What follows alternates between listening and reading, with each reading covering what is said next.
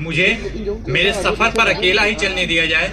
अगर रोका गया तो काफिला हो जाऊंगा मैं। सर्वप्रथम यहाँ पर उपस्थित आप सभी लोगों को मैं आशुतोष तिवारी नमस्कार करता हूँ। हमारी सरकार ने जो यूजीसी कानून लागू किया है उस पर सत्ता पक्ष और विपक्ष दोनों चुप हैं। ऐसा क्यों?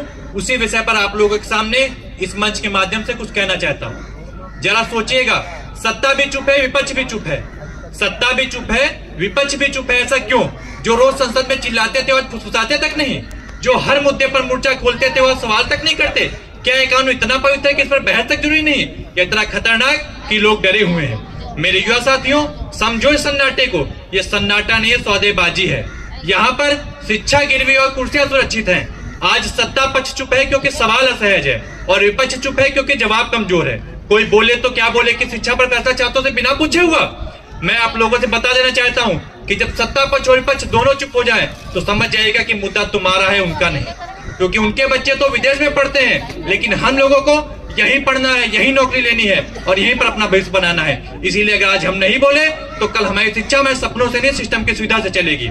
इसीलिए मेरे देश को यह साथियों, जाग जाओ, चुप्पी तोड़ो। ये चुप्पी गुनाह है, तुम्हारी खामोशी ही उनकी सबसे बड़ी पनाह है। जो तुम्हारा हक छीन रहे हैं वो तुम्हारे डर पर राज कर रहे हैं। उठो, ये देश तुम्हारी जेब में पड़ी हुई वोट से नहीं, तुम्हारी उठी हुई आवाज से चलेगा। ये लोकतंत्र तुम्हारी तालियों से नहीं, तुम्हारे सवालों की चोट से चलेगा।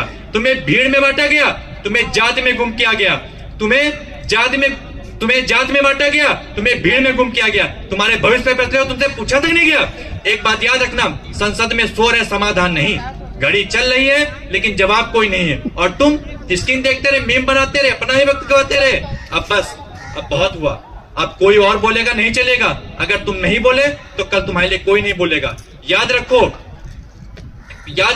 क्रांति पोस्टर से नहीं आती, क्रांति सवालों से आती है। जब देश का युवा आंखों में आंख डालकर सवाल करता है तभी सत्ता कांपती है। इसीलिए सड़कों पर नहीं, सच के साथ तो ललकारो, हिंसा से नहीं, हिम्मत के साथ। क्योंकि डरा हुआ युवा बोझ होता है और जागा हुआ युवा पूरे सिस्टम को हिला देता है। इसलिए मेरे युवा साथियों, उठ जाओ, वरना इतिहास हम लोगों को कायर लिखेगा।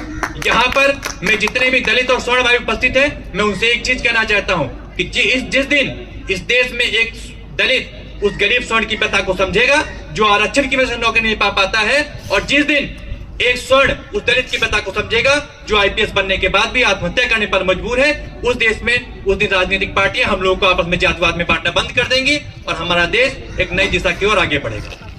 मैं आप लोगों से एक चीज कहना चाहता हूं कि राहुल गांधी और Narendra Modi not decided to future of this country. You will 1.5 billion Indians to blood of Bhagat Singh, Rajguru, Sukhdev and Constitution written by Dr. Bhimrao Ambedkar. That start be the people of India. जय हिंद, जय भारत।